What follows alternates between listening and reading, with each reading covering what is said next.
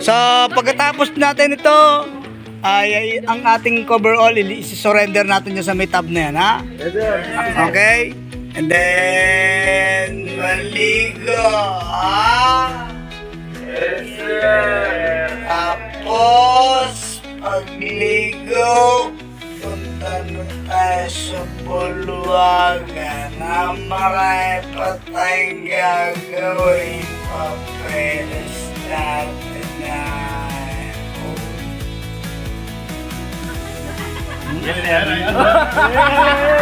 Nakita na video! Kita ko sa video.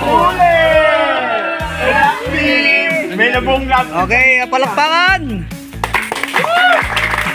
Ayan na po yung ating BT regular batch 122. Nakatapos na rin sa kanilang activity sa practicum. So walang naiwan, ha? Very good.